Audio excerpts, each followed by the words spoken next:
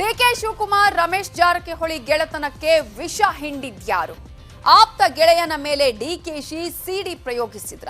ಸಿಡಿ ಒಳಗೆ ಹೊರಗೆ ಇದ್ದ ಆ ವಿಷಕನ್ಯೆ ಯಾರು ಅನ್ನೋದನ್ನ ರಮೇಶ್ ಜಾರಕಿಹೊಳಿ ಬಾಯಲ್ಲೇ ಕೇಳಿ.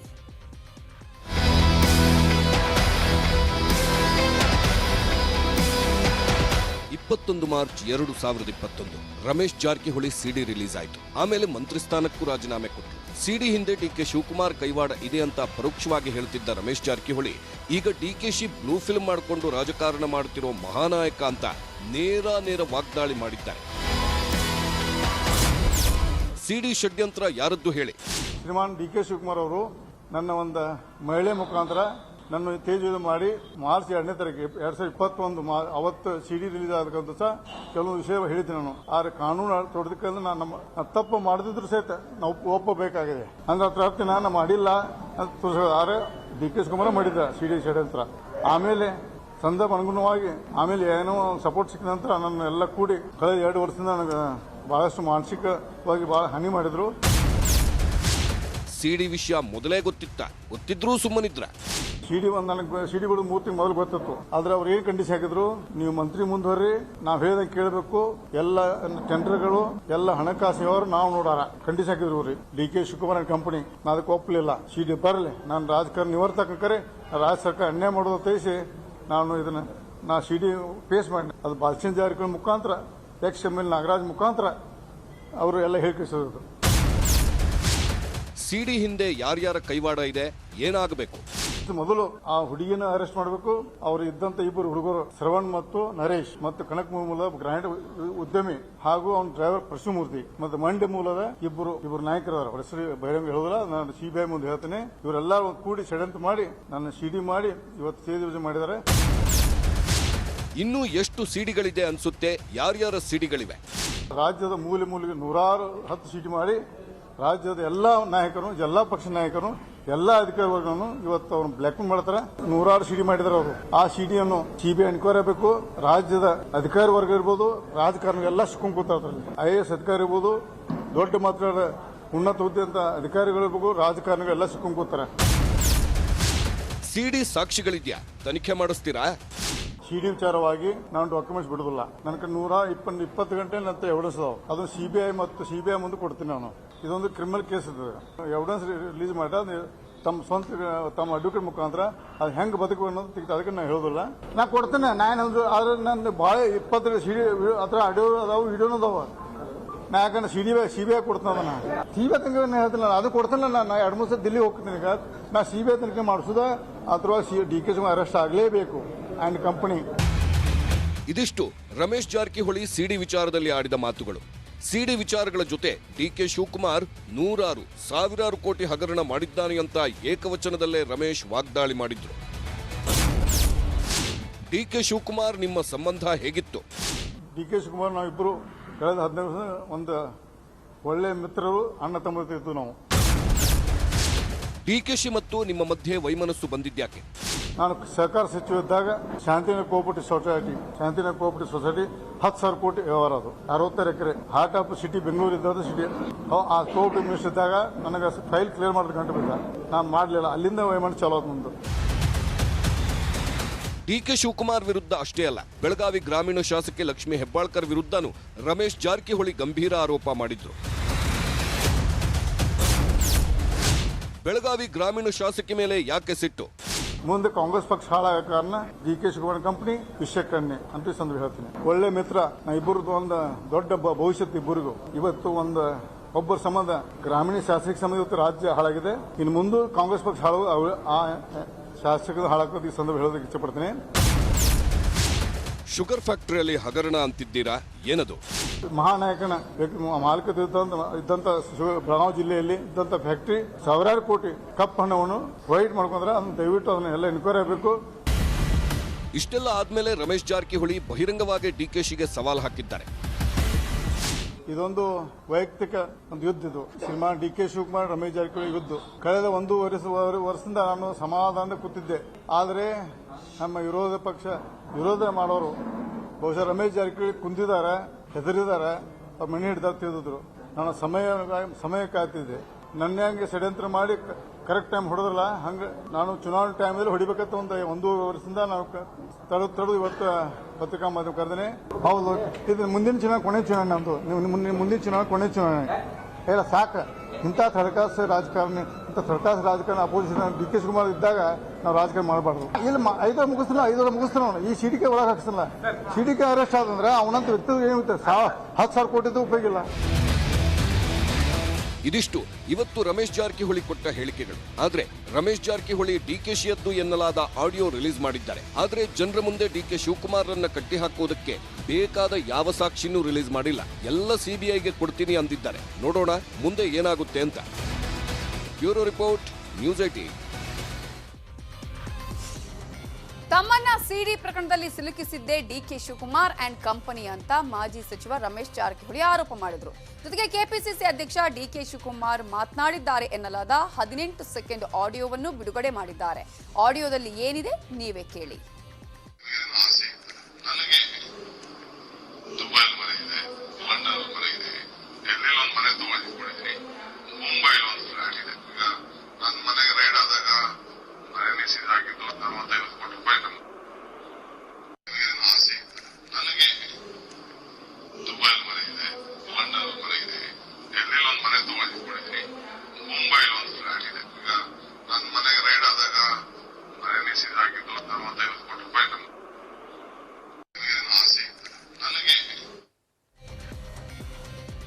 ರಮೇಶ್ ಜಾರಕಿಹೊಳಿ ಡಿಕೆಶಿ ಕತೆನ ಮುಗಿಸ್ತೀನಿ ಅಂತಿದ್ದಾರೆ. ಆದ್ರೆ ಕಾಂಗ್ರೆಸ್ನವರು ರಮೇಶ್ ವಿರುದ್ಧ ಆಯೋಗಕ್ಕೆ ದೂರು ಕೊಟ್ಟು ಶಾಕ್ ಕೊಟ್ಟಿದ್ದಾರೆ.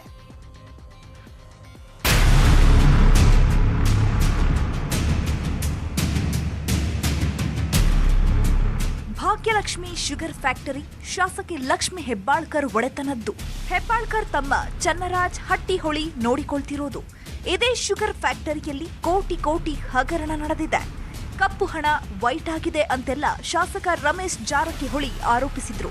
ಇದಕ್ಕೆ ಶಾಸಕಿ ಲಕ್ಷ್ಮಿ ಸಹೋದರ ಚನ್ನರಾಜ್ ಸವಾಲ್ ಹಾಕಿದ್ದಾರೆ. ಇನ್ನೊಂದು ಗ್ರಾಮೀಣ ಶಾಸಕಿ ಪಟ್ಟಕ್ಕೆ ಹೋಗಿ ಊರ್ನ ಎಲ್ಲ ಹಾಳು ಮಾಡಲು ಮುಂದೆ ಕಾಂಗ್ರೆಸ್ ಪಕ್ಷ ಹಾಳಾಗ ಕಾರಣ ಡಿ ಕೆ ಶಿವಕುಮಾರ್ ಕಂಪನಿ ವಿಷಯಕ್ಕಣ್ಣೆ ಅಂತ ಸಂದರ್ಭ ಹೇಳ್ತೀನಿ. ಆ ರೀತಿ ಅವ್ರದ್ದು ಚಟ ಇದೆ. ಒಬ್ಬ ವ್ಯಕ್ತಿಯ ಬಗ್ಗೆ ಹಗುರವಾಗಿ ಮಾತಾಡೋದು, ಕೀಳುಮಟ್ಟದಲ್ಲಿ ಮಾತಾಡೋದು ಅವ್ರ ಚಟ ಇದೆ. ಅದೊಂದು ಹೊಲಸ ಚಟ. ಅದನ್ನ ಅವರು ಬಿಡಬೇಕು. ಇಲ್ಲ ಅಂತಂದ್ರೆ ಮುಂಬರುವಂತಹ ದಿನದಲ್ಲಿ ಜಿಲ್ಲೆಯ ಜನ, ರಾಜ್ಯದ ಜನ ಅವರಿಗೆ ತಕ್ಕ ಪಾಠವನ್ನ ಕಲಿಸ್ತಾರಂತ ಸಂದರ್ಭದಲ್ಲಿ ಹೇಳಿಕ್ ಬಯಸ್ತೇನೆ. ಶುಗರ್ ಫ್ಯಾಕ್ಟರಿಯಲ್ಲಿ ಸಾವಿರಾರು ಕೋಟಿ ಕಳೆದ 4-5 ವರ್ಷದಿಂದ ಅವ್ಯವಹಾರ ಆಗಿದೆ. ಬ್ಯಾಂಕ್ ಲೋನ್ ಡೈವರ್ಟ್ ಆಗಿದೆ. ಅದಕ್ಕೆ ಆ ಶುಗರ್ ಫ್ಯಾಕ್ಟರಿ ಸಾವಿರಾರು ಕೋಟಿ ಕಪ್ಪು ಹಣವನ್ನು ವೈಟ್ ಮಾಡ್ಕೊಂಡ್ರೆ ಅದನ್ನ ದಯವಿಟ್ಟು ಅದನ್ನೆಲ್ಲ ಎನ್ಕ್ವೈರಿ ಆಗಬೇಕು. ಇವರು ಹೇಳಿದಂತ ಮಾತುಗಳು ಆಧಾರ ರಹಿತ. ಇವ್ರ ಹತ್ರ ದಾಖಲೆಗಳಿದ್ರೆ ದಯವಿಟ್ಟು ಮಾನ್ಯ ರಮೇಶ್ ಜಾರಕಿಹೊಳಿ ಅವರೇ, ಹರ್ಷ ಶುಗರ್ಸ್ ಕಾರ್ಖಾನೆಯಲ್ಲಿ ಕಪ್ಪು ಹಣ ಅವ್ಯವಹಾರ ಆಗಿದ್ದು ಏನಾದರೂ ದಾಖಲೆಗಳಿದ್ರೆ ಅದನ್ನು ಬಿಡುಗಡೆ ಮಾಡಿ. ಆಧಾರ ರಹಿತ ಹೇಳಿಕೆಗಳನ್ನು ನೀವು ನೀಡಬಾರದು. ಸಹೋದರನ ವಿಷಯದಲ್ಲಿ ಸತೀಶ್ ಮೌನ. ರಮೇಶ್ ಜಾರಕಿಹೊಳಿ ವಿಚಾರದಲ್ಲಿ ಸತೀಶ್ ಜಾರಕಿಹೊಳಿ ಏನೂ ಮಾತನಾಡಲಿಲ್ಲ. ಅದೆಲ್ಲ ಅವರ ವೈಯಕ್ತಿಕ ಅಂತ ಹೇಳಿ ಜಾರಿಕೊಂಡ್ರು. ಅದು ಅವರು ಇಬ್ಬರ ಮಧ್ಯೆ ಇರುವಂತ ಅದು ಒಂದು ವಿಷಯ. ಸೊ ಅದನ್ನ ಅವ್ರ ಯಾವ ರೀತಿ ತೆಗೆದುಕೊಳ್ತೈತಿ ಅವ್ರ ಪಕ್ಷ, ಬಿಜೆಪಿ ಸರ್ಕಾರ ಅವ್ರಿಗೆ ಬಿಟ್ಟಂತ ವಿಚಾರ. ಅದು ಅವ್ರ ವೈಯಕ್ತಿಕವಾಗಿರುವಂತ ಅದ್ರ ಬಗ್ಗೆ ನಾವು ಟಿಪ್ಪಣಿ ಆಗಲಿ ಅದ್ರ ಬಗ್ಗೆ ಹೇಳಲಿಕ್ಕೆ ಸಾಧ್ಯ ಇಲ್ಲ. ಇನ್ನೊಂದ್ ಕಡೆ ರಮೇಶ್ ವಿರುದ್ಧ ಚುನಾವಣಾ ಆಯೋಗಕ್ಕೆ ಕಾಂಗ್ರೆಸ್ ದೂರು ಕೊಟ್ಟಿದೆ. ಪ್ರತಿ ಮತದಾರನಿಗೆ 6,000 ರೂಪಾಯಿ ಕೊಡ್ತೀವಿ ಅಂತ ಆಮಿಷ ಒಡ್ಡಿದ್ದಾರೆ ಅಂತ ದೂರಲ್ಲಿ ಉಲ್ಲೇಖಿಸಿದೆ. ಈ ವಿಚಾರವಾಗಿ ಈಗಾಗಲೇ ಸಂಬಂಧಪಟ್ಟಂತ ಪೊಲೀಸ್ನವರಿಗೆ ಸನ್ಮಾನ್ಯ ಡಿ ಕೆ ಶಿವಕುಮಾರ್ ಅವರು, ಸಿದ್ದರಾಮಯ್ಯನವರು ನಾವುಗಳು ಹೋಗಿ ಮೊನ್ನೆ 25ನೇ ತಾರೀಕು ಕೇಸನ್ನ ಲಾಡ್ಜ್ ಮಾಡಿದ್ದೇವೆ. ಸೊ ಅದನ್ನ ಈಗಲೂ ಸಹ ಲೀಗಲ್ ಒಪಿನಿಯನ್ ಅನ್ನು ತೆಗೆದುಕೊಳ್ತೇವೆ ಅನ್ನುವಂತ ಮಾತುಗಳನ್ನ ಹೇಳ್ತಾ ಇದ್ದಾರೆ. ಅದರ ಜೊತೆಗೆ ಇದು ಎಲೆಕ್ಷನ್ ಕಮಿಷನ್ಗೆ ಸಂಬಂಧಪಟ್ಟಂತದ್ದು ಅನ್ನುವಂತ ಮಾತನ್ನು ಸಹ ಹೇಳಿರ್ತಕ್ಕಂಥ ಹಿನ್ನೆಲೆಯಲ್ಲಿ ನಾವಿವತ್ತು ಎಲೆಕ್ಷನ್ ಕಮಿಷನ್ಗೆ ಈ ರೆಪ್ರೆಸೆಂಟೇಷನ್ ಕೊಡೋದ್ರ ಮೂಲಕ 5 ಡಿಮ್ಯಾಂಡ್ಗಳನ್ನ ಪ್ರಮುಖವಾಗಿ ಮಾಡಿದ್ದೇವೆ. ರಾಜಕೀಯ ಅನ್ನೋ ಸುಳಿಯಲ್ಲಿ ಶತ್ರುಗಳು ಮಿತ್ರರಾಗ್ತಾರೆ, ಮಿತ್ರರು ಶತ್ರುಗಳಾಗ್ತಾರೆ ಅನ್ನೋ ಮಾತಿದೆ. ಇದಕ್ಕೆ ರಮೇಶ್ ಮತ್ತು ಡಿಕೆ ಶಿವಕುಮಾರ್ ಸ್ಪಷ್ಟ ಉದಾಹರಣೆ. Bureau report, news 18. ಆರೋಪ ಪ್ರತ್ಯಾರೋಪ, ದೂರು ಪ್ರತಿದೂರು ಏನೇ ಇರಲಿ, ಕಾಂಗ್ರೆಸ್ನವರಿಗೆ ಈ ಸಲ ಅಧಿಕಾರಕ್ಕೆ ಬರಬೇಕಷ್ಟೇ. ಅದಕ್ಕೆ ಮತ್ತೆ ಪ್ರಚಾರದ ಹೆಸರಲ್ಲಿ ಡಿಕೆಶಿ ಸಿದ್ದರಾಮಯ್ಯ ದಂಡಯಾತ್ರೆ ಶುರು ಮಾಡ್ತಿದ್ದಾರೆ, ಅದು ಬೇರೆ ಬೇರೆಯಾಗಿ.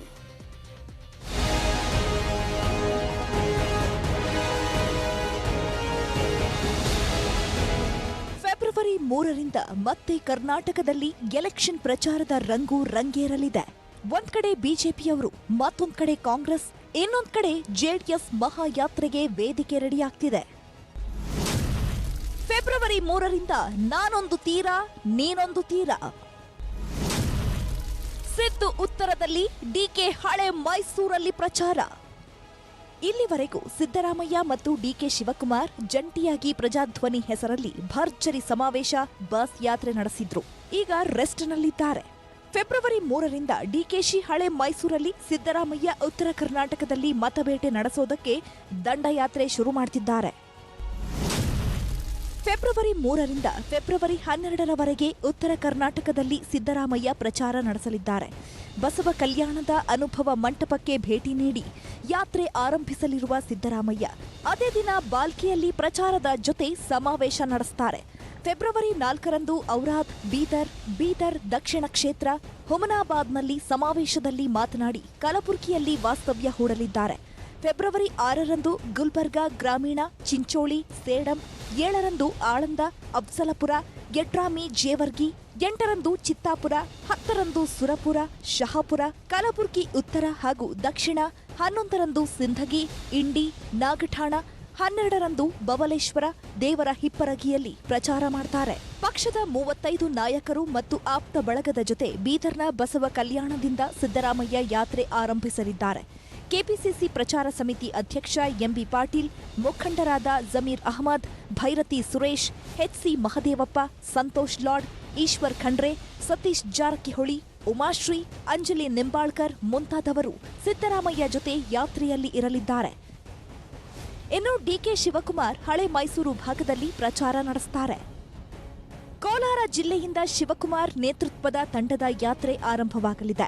ಫೆಬ್ರವರಿ 3ರಂದು ಮುಳಬಾಗಿಲು, ಕೆಜಿಎಫ್, 4ರಂದು ಮಾಲೂರು, ದೇವನಹಳ್ಳಿ, 6ರಂದು ಹಿರಿಯೂರು, ಚಳ್ಳಕೆರೆ, ಮೊಳಕಾಲ್ಮೂರು, 7ರಂದು ಚಿತ್ರದುರ್ಗ, ಹೊಳಲ್ಕೆರೆ, ಹೊಸದುರ್ಗ, 8ರಂದು ಶಿಕಾರಿಪುರ, ಸೊರಬ, ಸಾಗರ, 9ರಂದು ತೀರ್ಥಹಳ್ಳಿ, ಭದ್ರಾವತಿಯ ಸಮಾವೇಶಗಳಲ್ಲಿ ಶಿವಕುಮಾರ್ ಭಾಗವಹಿಸಲಿದ್ದಾರೆ. ಹಳೆ ಮೈಸೂರು ಭಾಗದಲ್ಲಿ ಡಿಕೆ ಶಿವಕುಮಾರ್ ಯಾತ್ರೆ ಕೈಗೊಳ್ಳಲಿದ್ದು, ವಿಧಾನಸಭೆ ವಿರೋಧ ಪಕ್ಷದ ನಾಯಕ BK Hariprasad, Veerappa Moily, G Parameshwar, Dinesh Gundu Rao, Rehman Khan, Ramalinga Reddy, Saleem Ahmed, KH Muniyappa, KJ George ಸೇರಿದಂತೆ 54 ನಾಯಕರು ಜೊತೆಗೆ ಇರಲಿದ್ದಾರೆ. ಕಾಂಗ್ರೆಸ್ ಸೇರ್ತಾರೆ ಸಚಿವ ನಾರಾಯಣಗೌಡ. ಬಿಜೆಪಿ ಬಿಟ್ಟು ಕಾಂಗ್ರೆಸ್ ಸೇರ್ತಾರೆ ಸಚಿವ ನಾರಾಯಣಗೌಡ. ಇಂಥ ಪ್ರಶ್ನೆ ಉದ್ಭವಿಸಲು ಕಾರಣ ಸಚಿವ ನಾರಾಯಣಗೌಡರ ಮಾತು. ಸಿದ್ದರಾಮಯ್ಯರನ್ನ ಇವತ್ತು ಕಂಠಪೂರ್ತಿ ಹೊಗಳಿರೋ ಸಚಿವರು ಕಾಂಗ್ರೆಸ್ ಕಡೆ ಮುಖ ಮಾಡ್ತಾರೆ ಅನ್ನೋ ಮಾತು ಕೇಳಿ ಬರ್ತಿದೆ. ಸಿದ್ದರಾಮಯ್ಯ ಬಗ್ಗೆ ಆಲ್ವೇಸ್ ಗೌರವ ಇದೆ. ಅವ್ರ ಬಗ್ಗೆ ನೀವು ನೋಡಿದ್ರಿ, ಅವರು ಒಬ್ಬ ದೇಶದ ನನಗೆ ಅವರು ಸಹ ಹೆಚ್ಚಿನ ರೀತಿ ಕೆಲಸವನ್ನ ಮಾಡ್ಕೊಂಡಿದ್ದಾರೆ ಸರ್. ನಾನು ಶಾಸಕರಾಗಿದ್ದಾಗ ನೀವು ಜೊತೆಲಿದ್ರಿ. ನನಗೆ ಈ ತಾಲೂಕಿನಲ್ಲಿ 6 ಮೊರಾರ್ಜಿ ಶಾಲೆಯನ್ನ ಕೊಟ್ಟರು. ಅವ್ರ ಬಗ್ಗೆ ನನಗೆ ಗೌರವ ಇದೆ. ಎಲ್ಲೂ ನಾನು ಟಿಪ್ಪಣಿ ಮಾಡೋದು. ನಾವು ರಾಜಕಾರಣಕ್ಕೆ ಯಾವ ಪಾರ್ಟಿಯಲ್ಲಿ ನಿಂತಿರ್ತೀವಿ ಅದು ಮತ ಕೇಳ್ಕೊಳ್ಳೋದು ನಮ್ಮ ಧರ್ಮ. ಸೊ 2023ರ ಚುನಾವಣೆಯಲ್ಲಿ ಗೆದ್ದು ಅಧಿಕಾರಕ್ಕೆ ಬರಬೇಕು ಅನ್ನೋ ಕಾಂಗ್ರೆಸ್ ಕನಸು ನನಸಾಗುತ್ತಾ ಅನ್ನೋದನ್ನ ಕಾದು ನೋಡಬೇಕು. Bureau report, news 18. ಕೋಲಾರದಿಂದ ಮಾಜಿ ಸಿಎಂ ಸಿದ್ದರಾಮಯ್ಯ ಸ್ಪರ್ಧಿಸುವುದು ಫಿಕ್ಸ್ ಆಗಿದೆ. ಅದರಿಂದ ಸಿದ್ದರಾಮಯ್ಯ ವಾಸಕ್ಕಾಗಿ ಕೋಲಾರದ ಹೊರವಲಯದ ಬಸವನತ್ತ ಬಳಿ ಬಾಡಿಗೆ ಮನೆ ನೋಡಲಾಗಿದೆ. ಶಂಕರ್ ಅನ್ನುವರಿಗೆ ಸೇರಿರುವ ತೋಟದ ಮನೆಯನ್ನ ಸಿದ್ದರಾಮಯ್ಯ ಮಗ ಯತೀಂದ್ರ ವೀಕ್ಷಣೆ ಮಾಡಿದರು.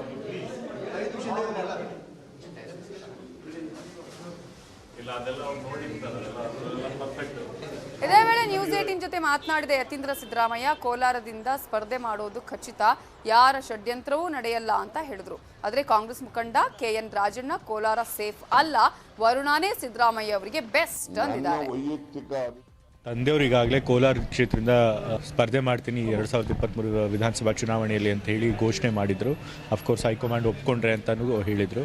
ಸೊ ಅವತ್ತಿಂದನೇ ನಮ್ಮ ಕಾಂಗ್ರೆಸ್ ಪಕ್ಷದ ನಮ್ಮೆಲ್ಲ ನಾಯಕರುಗಳು ಮತ್ತು ಕಾರ್ಯಕರ್ತರುಗಳು ಇಲ್ಲಿ ಚುನಾವಣೆ ಕೆಲಸ ಶುರು ಮಾಡಿದರು, ಪ್ರಚಾರದ ಕೆಲಸನ ಶುರು ಮಾಡಿದರು.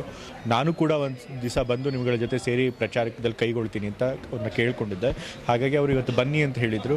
ಸೊ ಇವತ್ತು ಅವ್ರ ಜೊತೆಗೂಡಿ ನಾವಿವತ್ತು ಹೊನ್ನೇನಹಳ್ಳಿ ಗ್ರಾಮ ಪಂಚಾಯತಿಲಿ ಎಲ್ಲ ಕಡೆ ಬೂತ್ ಮಟ್ಟದ ಕಾರ್ಯಕರ್ತರ ಸಭೆ ಮಾಡಿ ಚುನಾವಣಾ ಪ್ರಚಾರ ಮಾಡಿದ್ರು.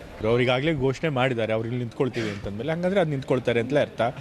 ಮತ್ತು ನಾನು ಕೂಡ ಇವತ್ತು ಅವ್ರ ಪರವಾಗಿ ಇಲ್ಲಿ ಚುನಾವಣೆ ಪ್ರಚಾರಕ್ಕೆ ಬಂದಿದ್ದೀನಿ. ಹಂಗಂದ್ಮೇಲೆ ಇಲ್ಲಿ ಚುನಾವಣೆಯಲ್ಲಿ ನಿಂತ್ಕೊಳ್ತಾರೆ. ಹಾಗಾಗಿ ಯಾವುದೇ ಗೊಂದಲ ಇಲ್ಲ. ಇವಾಗ ಪ್ರತಿ ಚುನಾವಣೆ ಹೇಗೆ ಎದುರಿಸಬೇಕು ಅಂತ ಅಲ್ಲಿ ನಾಯಕರುಗಳು ಗೊತ್ತಿರುತ್ತೆ, ನಮ್ಮ ಪಕ್ಷದವ್ರಿಗೂ ಗೊತ್ತಿರುತ್ತೆ. ಅವ್ರಿಗಾಗಲೇ ಎಲ್ಲ ರೂಪುರೇಷೆಗಳನ್ನು ಸಿದ್ಧಪಡಿಸಿದ್ದಾರೆ, ಎಲ್ಲೆಲ್ಲಿ ಹೋಗಿ ಪ್ರಚಾರ ಮಾಡಬೇಕು, ಯಾರ್ಯಾರನ್ನ ಅಪ್ರೋಚ್ ಮಾಡಬೇಕು ಅಂತ ಹೇಳಿ. ಹಾಗಾಗಿ ಅವರು ಅದ್ರ ಪ್ರಕಾರವಾಗಿ ಅವ್ರು ಮಾಡ್ತಾರೆ. ಅವರು ನನ್ನನ್ನು ಯಾವಾಗಲಾದರೂ ಕರೆದು ಪ್ರಚಾರ ಮಾಡಿ ಅಂತ ಹೇಳಿದಾಗ ನಾನು ಕೂಡ ಅವ್ರ ಜೊತೆ ಬಂದು ಪ್ರಚಾರ ಮಾಡ್ತಾರೆ. ನನ್ನ ವೈಯಕ್ತಿಕ ಅಭಿಪ್ರಾಯ ಸಿದ್ದರಾಮಯ್ಯನವರು ವರ್ಣದಲ್ಲೇ ಸ್ಪರ್ಧೆ ಮಾಡಬೇಕು. ಏಕೆಂದರೆ ಇಲ್ಲಿ ಯತೀಂದ್ರ ಅವರಿಗೆ ಇನ್ನು ಯಾವುದಾದ್ರು ಅವಕಾಶ ಕಲ್ಪಿಸ್ಬೋದು. ಅವ್ರು ಬೇಕಾದ್ರೆ ಇನ್ನೊಂದು ಕ್ಷೇತ್ರಕ್ಕೆ ಬೇಕಾದ್ರೂ ನಿಲ್ಲಿಸ್ಬೋದು, ಇನ್ನೊಂದು ಏನು ಬೇಕಾದ್ರೂ ಮಾಡ್ಬೋದು. ಆದ್ದರಿಂದ ಅವರು ವರ್ಣನೇ ಅವರಿಗೆ ಸುರಕ್ಷಿತ ಕ್ಷೇತ್ರ ಅಂತೇಳಿ ನಾನು ಭಾವನೆ. ಆದ್ದರಿಂದ ಇವತ್ತು ನಾನು ಅವರಿಗೆ ಮನವಿ ಮಾಡ್ತಕ್ಕಂಥದ್ದು ಅಂತ ಹೇಳಿದ್ರೆ, ಸುರಕ್ಷಿತ ಕ್ಷೇತ್ರದಲ್ಲಿ ಅವರು ಸ್ಪರ್ಧೆ ಮಾಡಿದ್ರೆ ಅವರಿಗೆ ಸಮಯ ಉಳಿಯುತ್ತೆ ಚುನಾವಣಾ ಸಮಯದಲ್ಲಿ. ಮತ್ತು ಎಲ್ಲ ರೀತಿಯಲ್ಲೂ ಕೂಡ ಬೇರೆ ಬೇರೆ ಕ್ಷೇತ್ರಗಳಲ್ಲಿ ಹೋಗಿ ಇನ್ನೂ ಹೆಚ್ಚು ಕ್ಷೇತ್ರಗಳಲ್ಲಿ ಕಾಂಗ್ರೆಸ್ಸನ್ನು ಗೆಲ್ಲಿಸ್ತಕ್ಕಂಥದ್ದಕ್ಕೆ ಅವರಿಗೆ ಅವಕಾಶ ಆಗ್ತದೆ. ಜೆಡಿಎಸ್ನ ಪಂಚರತ್ನ ಯಾತ್ರೆ ಕೊಪ್ಪಳದ ಗುಮಗೇರಿಗೆ ಬಂದಿದೆ. ಈ ವೇಳೆ ಮಹಿಳೆಯೊಬ್ಬರು ಕುಮಾರಸ್ವಾಮಿಗೆ 5,000 ರೂಪಾಯಿ ಹಾಗೂ ಎಳನೀರು ಕೊಟ್ಟಿದ್ದಾರೆ. ಬಿಎಸ್ಪಿ ಮುಖಂಡ ಶಿವಪುತ್ರ ಮಗಳು ಸುಜಾತ ಹಣ ಕೊಟ್ಟಿದ್ದಾರೆ.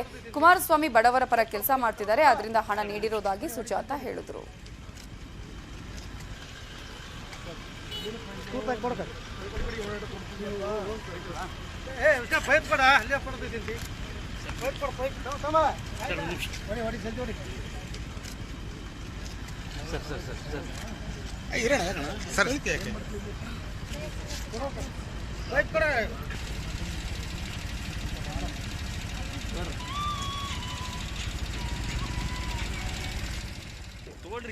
ಕುಷ್ಟಗಿಗೆ ಎಚ್.ಡಿ. ಕುಮಾರಸ್ವಾಮಿ ಹೊರಟಿದ್ರು. ಆ ಸಂದರ್ಭದಲ್ಲಿ ಮಹಿಳೆ 5,000 ರೂಪಾಯಿಯನ್ನ ಕೊಟ್ಟರು. ಯಾಕೆ ಅಂತ ಕೇಳಿದ ಸಂದರ್ಭದಲ್ಲಿ ಅವರು ಹೇಳಿದ್ದು, ಕುಮಾರಸ್ವಾಮಿಯವರು ಬಡವರ ಪರ ಕೆಲಸ ಮಾಡ್ತಾ ಇದ್ದಾರೆ, ಆ ಕಾರಣಕ್ಕಾಗಿ ನಾನು ಅವರಿಗೆ ಹಣವನ್ನ ಕೊಡ್ತಾ ಇದ್ದೀನಿ ಅಂತ ಹಣದ ಜೊತೆಗೆ ಎಳ್ನೀರನ್ನು ನೀಡಿದ್ದಾರೆ.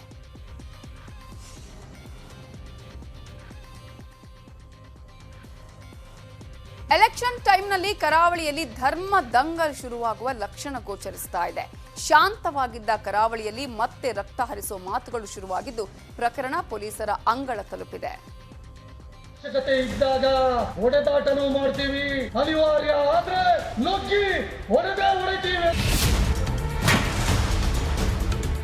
ಫಾಜಿಲ್ನನ್ನ ಸೂರತ್ಕಲ್ನಲ್ಲಿ ಅಟ್ಟಾಡಿಸಿ ಹತ್ಯೆ ಮಾಡಿದ್ದು ಹಿಂದೂಗಳು. ಪ್ರವೀಣ್ ನೆಟ್ಟಾರು ಹತ್ಯೆಗೆ ಅದೇ ಪ್ರತೀಕಾರ. ಇದು ನಿನ್ನೆ ವಿಎಚ್ಪಿ ಪ್ರಾಂತ ಸಹ ಕಾರ್ಯದರ್ಶಿ ಶರಣ್ ಪಂಪೆಲ್ ಕೊಟ್ಟಿದ್ದ ಹೇಳಿಕೆ. ಸುರತ್ಕಲ್ನಲ್ಲಿದ್ದಂತ ಬಿಸಿ ನೆತ್ತರ್ನ ಯುವಕರು ಯಾರು ಇಲ್ಲದ ಸಮಯದಲ್ಲ, ಇಡೀ ಮಾರ್ಕೆಟ್ ಅಲ್ಲಿ ಇದ್ದಂತ ಜನ ಎದುರೇ ನುಗ್ಗಿ ಅವನಿಗೆ ಹೊಡೆದು ಆ ಪ್ರವೀಣ್ ನೆಟ್ಟಾರ್ನ ಹತ್ಯೆಗೆ ಪ್ರತಿಕಾರವನ್ನು ನೀಡ್ತಾರಲ್ವಾ, ಇದು ಹಿಂದೂ ಯುವಕರ ತಾಕತ್ತು, ಇದು ಹಿಂದೂ ಯುವಕರ ಸಾಮರ್ಥ್ಯ. ಒಬ್ಬ ಹಿಂದೂ ಮುಟ್ಟಿದ್ರೆ ಮೂವರನ್ನ ಮುಗಿಸ್ತೀವಿ ಅಂತಾನು ನಿನ್ನೆ ಶರಣ್ ಪಂಪ್ವೆಲ್ ಹೇಳಿಕೆ ಕೊಟ್ಟಿದ್ರು. ನಮ್ಮ ಕಾರ್ಯಕರ್ತರ ಇನ್ನೊಬ್ಬರ ಹತ್ಯೆ ಆದ್ರೆ ಒಂದಕ್ಕೆ ಒಂದಲ್ಲ, ಒಂದಕ್ಕೆ ಎರಡಾಗುತ್ತೆ, ಎರಡಕ್ಕೆ ನಾಲ್ಕಾಗುತ್ತೆ, ನಾಲ್ಕಕ್ಕೆ 8 ಆಗುತ್ತೆ. ಒಬ್ಬ ಕಾರ್ಯಕರ್ತ ಆಸ್ಪತ್ರೆಗೆ ಸೇರಿದ್ರೆ ನಿಮ್ಮ 10 ಜನರನ್ನು ಆಸ್ಪತ್ರೆಗೆ ಸೇರಿಸುವಂತ ಬಜರಂಗ ದಳದ ಕಾರ್ಯಕರ್ತರು ಇವತ್ತು ನಮ್ಮಲ್ಲಿ ತಯಾರಾಗಿದ್ದಾರೆ. ಶರಣ್ ಪಂಪ್ವೆಲ್ ವಿರುದ್ಧ ಫಾಜಿಲ್ ತಂದೆ ದೂರು. ಕೊಲೆಗೆ ಕೊಲೆ ಅಂತ ಬಹಿರಂಗವಾಗಿ ಹೇಳಿಕೆ ಕೊಟ್ಟರು ಪೊಲೀಸರು ಶರಣ್ ಪಂಪ್ವೆಲ್ ಬಗ್ಗೆ ಕ್ರಮ ತೆಗೆದುಕೊಂಡಿರಲಿಲ್ಲ. ಆದ್ರೆ ನನ್ನ ಮಗ ಫಾಜಿಲ್ನನ್ನ ಕೊಂದವರು ಅರೆಸ್ಟ್ ಆಗಿದ್ದಾರೆ. ಆದ್ರೆ ಕೊಲೆಗೆ ಸುಪಾರಿ ಕೊಟ್ಟವರು ಸೂತ್ರಧಾರಿಗಳನ್ನು ಬಂಧಿಸಿ ಅಂತ ಫಾಜಿಲ್ ತಂದೆ ಉಮರ್ ಫಾರೂಕ್ ದೂರು ಕೊಟ್ಟಿದ್ದಾರೆ. ನಿನ್ನೆ ಇವರ ಭಾಷಣದಲ್ಲಿ ಗೊತ್ತಾಯ್ತು ನನಗೆ ಮೂಲ ಇವರೇ ಅಂತ. ಹಿಂದುತ್ವ ಓಡಿಸಿ ಇವರು 8 ಜನ ಓಡಿಸಿ ಅವರು ಹಾಗೆ ಮಾಡಿಸಿ ಹೀಗೆ ಮಾಡಿಸಿ ನಾನು ವೀರರು ಹಾಗೆ ಹೇಗೆ ಅಂತ. ಇವರು ವೀರರಲ್ಲ. ಇವರು 8 ಜನರ ನನ್ನ ಮಗ ಪಾಪ ಒಬ್ಬನಿಗೆ ಯಾವುದಕ್ಕೂ ಇಲ್ಲದವನೊಬ್ಬ ಸ್ಟೂಡೆಂಟಾಗಿ ಬಂದವನ ನೀನು ಹೊಡೆದ್ರಲ್ಲ. ಇವರು ಹೇಡಿಗಳು. ಇವನು ಈ ಪಂಪೇನು ಹೇಳಿದ ನಾನು ಆಗ ಮಾಡಿ ಇವನೇ ಹೊಡಿದ್ದೀನಿ ಅಂತ. ಇದರ ಮೂಲ ಕಾರಣ ಇವನೇ. ಅದಕ್ಕೂ ನಾನು ಬಂದು ಹೇಳಿದ್ದೀನಿ, ಇವನ ಮೂಲ ನನಗೆ ಸಿಕ್ತು, ಮೂಲ ಇವನೇ, ಇವನ ಮೇಲೆ ಕಂಪ್ಲೇಂಟ್ ಕೊಡಿ, ಆಕ್ಷನ್ ತಗೊಳ್ಳಿ. ಕೊಲೆಗೆ ನಾವೇ ಪ್ರೇರಣೆ ಅಂತಾರೆ. ಸಮಾಜಕ್ಕೆ ಅಪಾಯಕಾರಿ ಇವರು ಎಂದ ಖಾದರ್. ಶರಣ್ ಪಂಪೆಲ್ ಗುಜರಾತ್ನಲ್ಲಿ 2,000 ಜನರನ್ನ ಕೊಂದಿದ್ದು ಹಿಂದೂಗಳು ಅಂದ್ರು. ಮುಟ್ಟಿದ್ರೆ ಮುಗಿಸ್ತೀವಿ ಅಂದಿದ್ರು. ಇದಕ್ಕೆಲ್ಲ ಖಾದರ್ ರಿಯಾಕ್ಟ್ ಮಾಡಿದ್ದು ಹೀಗೆ. ನಮ್ಮ ಕಾರ್ಯಕರ್ತರ ಇನ್ನೊಬ್ಬರ ಹತ್ಯೆ ಆದ್ರೆ ಒಂದಕ್ಕೆ ಒಂದಲ್ಲ, ಒಂದಕ್ಕೆ ನಿಮ್ಮ 10 ಜನರನ್ನು ಆಸ್ಪತ್ರೆಗೆ ಸೇರಿಸುವಂತ ಬಜರಂಗ ದಳದ ಕಾರ್ಯಕರ್ತರು ಇವತ್ತು ನಮ್ಮಲ್ಲಿ ತಯಾರಾಗಿದ್ದಾರೆ. ರಾಜ್ಯಕ್ಕೋಸ್ಕರ, ವ್ಯಾಪಾರಕ್ಕೋಸ್ಕರ ಧರ್ಮದ ಮಧ್ಯೆ ಅವಿಶ್ವಾಸ ಮೂಡಿಸುವಂಥ ಹೇಳಿಕೆಗಳು, ಕೊಲೆ ಆಗುವಂಥ ಘಟನೆಗೆ ಪ್ರೇರಣೆ ಕೊಡುವಂಥ ಹೇಳಿಕೆಗಳು, ಇದಕ್ಕೆ ನಾವೇ ಅದಕ್ಕೆ ಪ್ರೇರಣೆ ಅಂತ ಬಹಿರಂಗವಾಗಿ ಕೊಡುವಂಥ ಹೇಳಿಕೆ, ಇದು ಸಮಾಜಕ್ಕೆ ಅತ್ಯಂತ ಅಪಾಯಕಾರಿ. ಚುನಾವಣೆ ಹತ್ತಿರ ಆಗ್ತಿದ್ದಂತೆ ಕರಾವಳಿಯಲ್ಲಿ ತಣ್ಣಗಾಗಿದ್ದ ಧರ್ಮದಂಗಲ್ಗೆ ಮರುಜೀವ ಸಿಕ್ತಿದೆ. ಈಗ ಪೊಲೀಸರು ಏನ್ ಮಾಡ್ತಾರೆ ಅನ್ನೋದೇ ಯಕ್ಷ ಪ್ರಶ್ನೆ. Bureau report, news 18. Rahul Gandhi ಅವರ ಕನಸಿನ ಭಾರತ್ ಜೋಡೋ ಸಮಾಪ್ತಿಯಾಗಿದೆ. ಜೋರು ಹಿಮಮಳೆ ಮಧ್ಯೆ ಭಾರತ್ ಜೋಡೋ ಸಮಾರೋಪ ಸಮಾರಂಭ ಇವತ್ತು ನಡೆಯಿತು. 14 ರಾಜ್ಯ, 75 ಜಿಲ್ಲೆ, 136 ದಿನ, 4080 ಕಿಲೋಮೀಟರ್. ಕಾಶ್ಮೀರದಲ್ಲಿ ಭಾರತ್ ಜೋಡೋ ಅಂತ್ಯ. ಸೆಪ್ಟೆಂಬರ್ 7ಕ್ಕೆ ಕನ್ಯಾಕುಮಾರಿಯಲ್ಲಿ ಶುರುವಾದ ಭಾರತ್ ಜೋಡೋ ಯಾತ್ರೆ ಇವತ್ತು ಅಂತ್ಯವಾಗಿದೆ. ಭೀಕರ ಹಿಮಮಳೆಯಲ್ಲಿ ಭಾರತ್ ಜೋಡೋ ಸಮಾರೋಪ ಸಮಾವೇಶ ಸಮಾಪ್ತಿಯಾಯಿತು. ಹಿಮಪಾತದ ನಡುವೆಯೂ ಪಂಥ ಚೌಕ್ನಲ್ಲಿ ರಾಷ್ಟ್ರಧ್ವಜ ಹಾರಿಸುವ ಮೂಲಕ ರಾಹುಲ್ ಗಾಂಧಿ ಜೋಡೋ ಯಾತ್ರೆಯ ಸಮಾರೋಪ ಸಮಾರಂಭಕ್ಕೆ ಚಾಲನೆ ನೀಡಿದರು. ರಾಷ್ಟ್ರಧ್ವಜಾರೋಹಣದ ಬಳಿಕ ಹಿಮಮಳೆ ತುಂಬಾನೇ ಜಾಸ್ತಿಯಾಯಿತು. ಕೊರೆವ ಚಳಿ ಒಂದ್ ಕಡೆ, ಹಿಮಮಳೆ ಮತ್ತೊಂದು ಕಡೆ. ಕಾಂಗ್ರೆಸ್ ನಾಯಕರಿಗೆ ಕೂರೋದಕ್ಕೂ ಆಗ್ತಿಲ್ಲ. ಕೊನೆಗೆ ಎಲ್ಲರ ಭಾಷಣವನ್ನೂ ಮೊಟಕುಗೊಳಿಸಿದ್ರು. ಖರ್ಗೆ, ರಾಹುಲ್, ಪ್ರಿಯಾಂಕಾ, ಕಾಶ್ಮೀರ ನಾಯಕ ಒಮರ್ ಅಬ್ದುಲ್ಲಾ ಸೇರಿ ಹಲವರು ಚಿಕ್ಕದಾಗೆ ಭಾಷಣ ಮಾಡಿ ಮುಗಿಸಿದ್ರು. ये इस विचारधारा पे आक्रमण कर रहे हैं और ये जो विचारधाराएं हैं ये इस देश की नींव है, इस देश की फाउंडेशन है. और आपने जो किया, जो यात्रियों ने किया, हम सब ने किया, इस विचारधारा की रक्षा के लिए किया है. मैंने ये काम और हम सब ने ये काम हिंदुस्तान की जनता के लिए किया है. उन्होंने यात्रा निकली नफरत के खिलाफ. आज जो बीजेपी और आरएसएस के लोग हर जगह नफरत फैला रहे हैं, उसलिए उन्होंने ये तय किया कि नफरत के खिलाफ हम लड़ते रहेंगे. ಕಾರ್ಯಕ್ರಮದಲ್ಲಿ ಕೆಪಿಸಿಸಿ ಅಧ್ಯಕ್ಷ ಡಿಕೆ ಶಿವಕುಮಾರ್, ಕೆಜೆ ಜಾರ್ಜ್ ಭಾಗಿಯಾಗಿದ್ರು. ಇಷ್ಟೆಲ್ಲದರ ಮಧ್ಯೆ ಕಾಶ್ಮೀರದ ಹಿಮಮಳೆ ಮಧ್ಯೆ ರಾಹುಲ್ ಗಾಂಧಿ ಮತ್ತು ಪ್ರಿಯಾಂಕಾ ವಾದ್ರಾ ಸ್ನೋಬಾಲ್ ಆಟ ಆಡಿದ್ರು.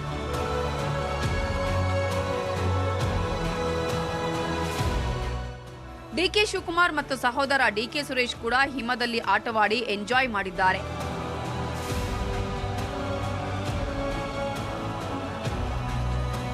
ಒಟ್ಟು 136 ದಿನಗಳ ಬೃಹತ್ ಪಾದಯಾತ್ರೆಯನ್ನ ರಾಹುಲ್ ಗಾಂಧಿ ಸಮಾಪ್ತಿಗೊಳಿಸಿದ್ದು, ಪೂರ್ವದಿಂದ ಪಶ್ಚಿಮ ಯಾತ್ರೆ ನಡೆಸ್ತಾರಾ ಅನ್ನೋದು ಸದ್ಯಕ್ಕಿರೋ ಕುತೂಹಲ. Bureau report, news 18. ಬೆಂಗಳೂರಲ್ಲೂ ಮೋದಿ ಕುರಿತು ಬಿಬಿಸಿ ಸಿದ್ಧಪಡಿಸಿರುವ ಸಾಕ್ಷ್ಯ ಚಿತ್ರ ಪ್ರಸಾರವಾಗಿದೆ. ಆಲ್ ಇಂಡಿಯಾ ಸ್ಟೂಡೆಂಟ್ಸ್ ಅಸೋಸಿಯೇಷನ್ ವಿವಿಧ ಕಾಲೇಜುಗಳ ವಿದ್ಯಾರ್ಥಿಗಳಿಗೆ ಸಾಕ್ಷ್ಯ ಚಿತ್ರವನ್ನು ತೋರಿಸಿದೆ. ಡಾಕ್ಯುಮೆಂಟರಿ ಪ್ರದರ್ಶನದ ನಂತರ ವಿದ್ಯಾರ್ಥಿಗಳೊಂದಿಗೆ ಸಂವಾದವನ್ನೂ ನಡೆಸಲಾಗಿದೆ. ಇನ್ನು ಬಿಬಿಸಿ ಡಾಕ್ಯುಮೆಂಟರಿಗೆ ಭಾರತದಲ್ಲಿ ತೀವ್ರ ವಿರೋಧ ವ್ಯಕ್ತವಾಗ್ತಾ ಇದ್ದಂತೆ ಲಂಡನ್ನಲ್ಲಿನ ಬಿಬಿಸಿ ಹೆಡ್ ಆಫೀಸ್ ಮುಂದೆ ಕನ್ನಡಿಗರು ಪ್ರತಿಭಟನೆ ಮಾಡಿದ್ರು. ಬಿಬಿಸಿ ಹಿಂದೂ ಹಾಗೂ ಭಾರತ ವಿರೋಧಿ ಅಂತ ಭಾರತೀಯರು ಕಿಡಿಕಾರಿದ್ದಾರೆ. ಈ ಮಧ್ಯೆ ಬಿಬಿಸಿ ಡಾಕ್ಯುಮೆಂಟರಿಗೆ ಕೇಂದ್ರ ಸರ್ಕಾರ ನಿಷೇಧ ಹಾಕಿದ್ದನ್ನು ಪ್ರಶ್ನಿಸಿ ಸುಪ್ರೀಂ ಕೋರ್ಟ್ಗೆ ಪಿಐಎಲ್ ಸಲ್ಲಿಕೆಯಾಗಿದೆ. ಫೆಬ್ರವರಿ 6ಕ್ಕೆ ಅರ್ಜಿಯ ವಿಚಾರಣೆಗೆ ಸುಪ್ರೀಂ ಕೋರ್ಟ್ ಅನುಮತಿಯನ್ನ ಕೊಟ್ಟಿದೆ.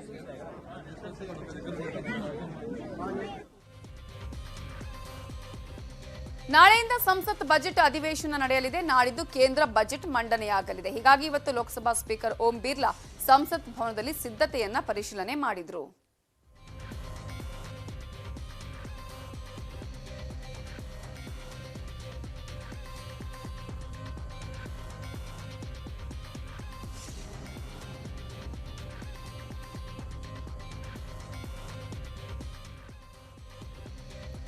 ಪಾಕಿಸ್ತಾನ ಭಾರತಕ್ಕೆ ಆಘಾತ ಮೂಡಿಸಲು ಉಗ್ರ ಸಂಘಟನೆಗಳನ್ನ ಸಾಕಿತ್ತು. ಆದರೆ ಭಾರತ ಸ್ಟ್ರಾಂಗ್ ಆಗ್ತಿದ್ದಂತೆ ಇತ್ತ ಪಾಪಿಗಳಲ್ಲೇ ಆಂತರಿಕ ಕಚ್ಚಾಟ ಶುರುವಾಗಿದೆ.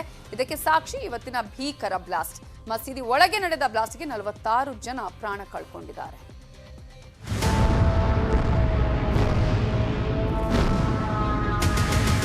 ಉಗ್ರರ ಸ್ವರ್ಗ ಪಾಕಿಸ್ತಾನದಲ್ಲಿ ಭೀಕರ ಬಾಂಬ್ ಸ್ಫೋಟ ಸಂಭವಿಸಿದೆ. ಒಂದು ಕಾಲದ ಹೂವುಗಳ ನಗರಿಯಾಗಿದ್ದ ಪೇಶಾವರ ಮಸೀದಿಯಲ್ಲೇ ರಕ್ತ ದೋಕುಳಿ ನಡೆದಿದೆ. ಭೀಕರ ಬಾಂಬ್ ಸ್ಫೋಟಕ್ಕೆ 32 ಜನ ಸಾವನ್ನಪ್ಪಿದ್ರೆ 150 ಜನ ಗಂಭೀರವಾಗಿ ಗಾಯಗೊಂಡು ಸಾವು ಬದುಕಿನ ನಡುವೆ ಹೋರಾಡ್ತಿದ್ದಾರೆ.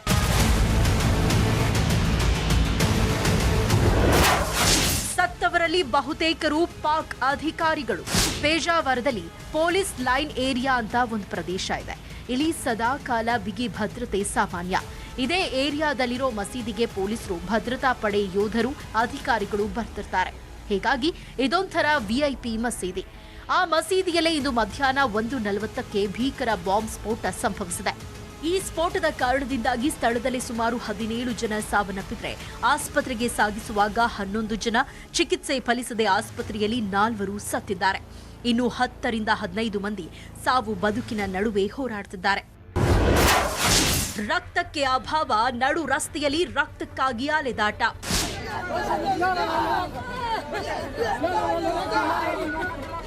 ಪೇಶಾವರ ಮಸೀದಿಯಲ್ಲಿ ಸ್ಫೋಟ ಸಂಭವಿಸುತ್ತಿದ್ದಂತೆ ಕೆಲವೇ ಸಮಯದಲ್ಲಿ ಗಾಯಾಳುಗಳನ್ನ ಸ್ಥಳೀಯ ಲೇಡಿ ರೀಡಿಂಗ್ ಆಸ್ಪತ್ರೆಗೆ ರವಾನಿಸಲಾಯಿತು. ಈ ವೇಳೆ ಇಡೀ ನಗರದಲ್ಲಿ ಗಾಯಾಳುಗಳಿಗೆ ನೀಡಲು ರಕ್ತಕ್ಕೆ ತೀವ್ರ ಅಭಾವ ಉಂಟಾಗಿದೆ. ಹೀಗಾಗಿ ಆಸ್ಪತ್ರೆ ಸಿಬ್ಬಂದಿ ನಡು ರೋಡ್ನಲ್ಲಿ ನಿಂತು ರಕ್ತದಾನಿಗಳಿಗಾಗಿ ಮನವಿ ಮಾಡಿಕೊಳ್ತಾ ಇದ್ದ ದೃಶ್ಯ ಮನ ಕಲಕುವಂತಿತ್ತು.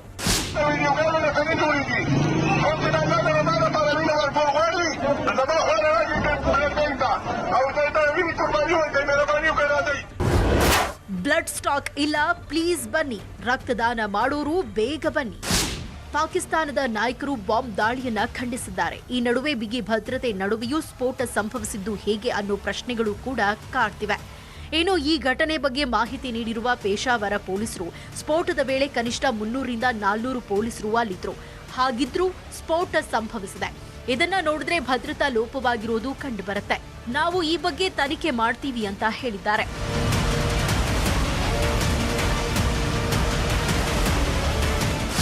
ದಿನ ಸಾಯೋರಿಗೆ ಅಳೋರ್ ಯಾರು ಅನ್ನೋ ಮಾತಿನಂತಾಗಿದೆ ಪಾಕಿಸ್ತಾನದ ಪರಿಸ್ಥಿತಿ. ಕೆಲವು ಕಡೆ ತೆಹರಿಕೆ ತಾಲಿಬಾನ್ ದಾಳಿ ನಡೆಸಿದ್ರೆ ಇನ್ನು ಕೆಲವೆಡೆ ಬಲೂಚ್ ರೆಬಲ್ಸ್ ದಾಳಿ ನಡೆಸ್ತಾರೆ. ಪಾಕಿಸ್ತಾನದ ಆತ್ಮನಿರ್ಭರ ಉಗ್ರ ಸಂಘಟನೆಗಳು ಕೂಡ ಇದರಲ್ಲಿ ಹಿಂದೆ ಬಿದ್ದಿಲ್ಲ. Bureau report, news 18.